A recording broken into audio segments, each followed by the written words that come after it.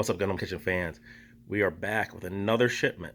Not too much new in this shipment, but this is the shipment of second chances because everything that came in new last week blew out over the weekend.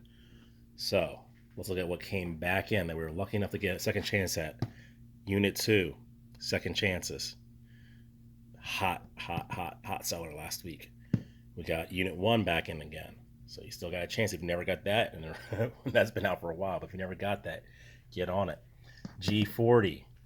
I think this was the first time last week I was able to get my hands on a G40, and we blew through them. So got another chance at those. You got your couple of Noodles. Who would have guessed? One of the hottest kits of 2020. Insane, silly kit, but it's just fun and really well designed. So we got those back in because they flew out last week. And then your entry grade. This is our next month's build off. So you need to get one of these if you want to, not next month, I'm sorry, January's build off for our January potluck. So it'll be at the end of the month. Get yourself one of these so you can participate.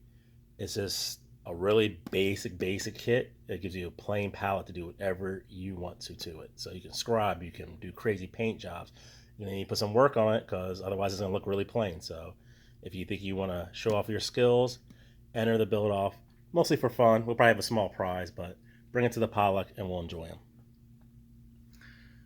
And then looking at the not new but rare, you see these about once a year they come out. Original bear guy, ugly as hell. I love it. Love it. So you got those super cute, pretty bear guys, and then you got the original one, just a ugly monster. And it's from Gunpla Builders. So this is your predecessor to all your Build Fighter series. If you haven't seen it, you should check this one out. It's actually the most grounded, realistic one. And it's not that bad. It's short. It's like 6 episodes, 4 or 6 episodes. And quick watch. Then we got the Robot Spirits metal builds. So these are the same size as your other Robot Spirits that are like 1/144th scale. And now we have it in the Barbatos. Lupus Rex with those effect parts right there. Worth it right by that. Those effect parts.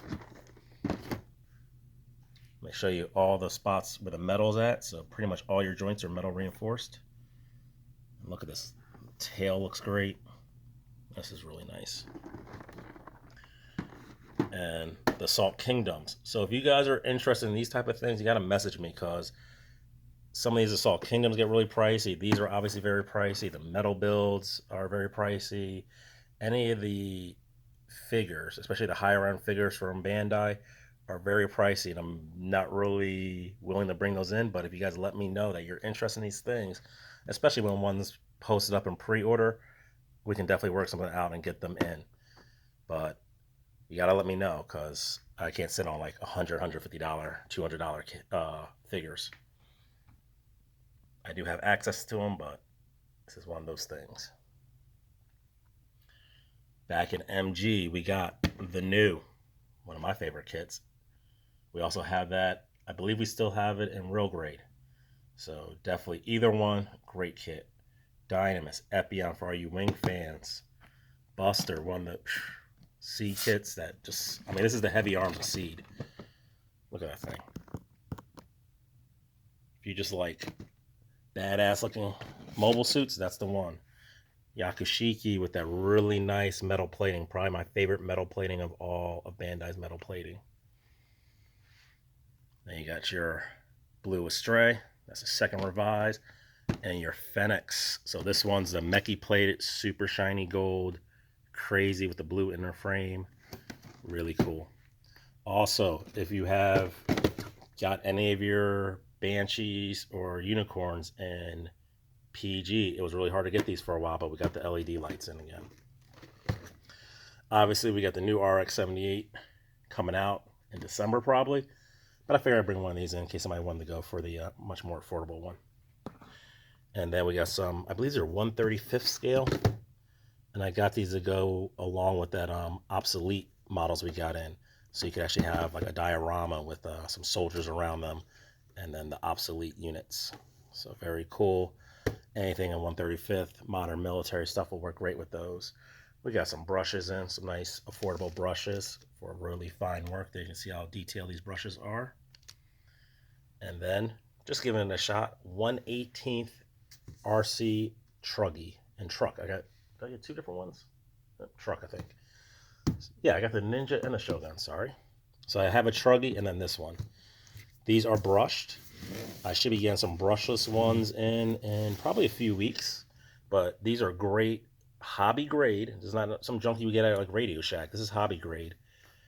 RC trucks. Almost all parts can be replaced. And this is the brushed one. So this is not going to be insanely fast. This is much better for a beginner. Oh, it's actually 1/16th scale. So it's actually a lot closer to 1/12th than I thought it was. So not insanely fast. So this is probably, you know, it says for 14 plus, but this is probably like your 10-year-old to adult. But definitely when the brushless ones come out, that'll be the ones that are going to be insanely fast. So until you learn how to control RC, you probably don't want to start out with that one because you are going to bust it into something. But these look really good. So that's the Truggy one. Well, actually, what is this? Let's see. Maybe they are both the same. This is the Ninja. So the Ninja is the Truggy. So that's how they do it. They just use one box. So that's what it looks like. That's the Ninja. So it's that fast back look of a Truggy. All right. And then this weekend, we got Marvel Crisis, the new stuff come out.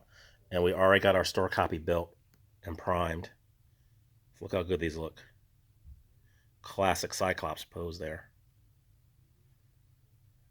Let me zoom in a little bit better here. Look at Cyclops. Mystique. Toad back there looking pretty good. That tongue is super thin. Like the wall he's on. Very classic Wolverine pose here. Wolverine comes with two heads, so you can have him without his mask on or with. Sabertooth leaping through the air. You got Magneto back there with some constructs around him, so he's pulling the metal around him. That's one of his abilities. He always has those around him. Storm. Look at this. This is kind of scary because you're going to have to really be careful with transportation. But she looks like she's floating, and she's actually held up by that piece of lightning attached to her back. So that's a very cool design. All right, so I definitely know I'm going to be seeing some Marvel people throughout the weekend. And the rest of you, come and get them because they're going to fly. All right, talk to you later. Peace.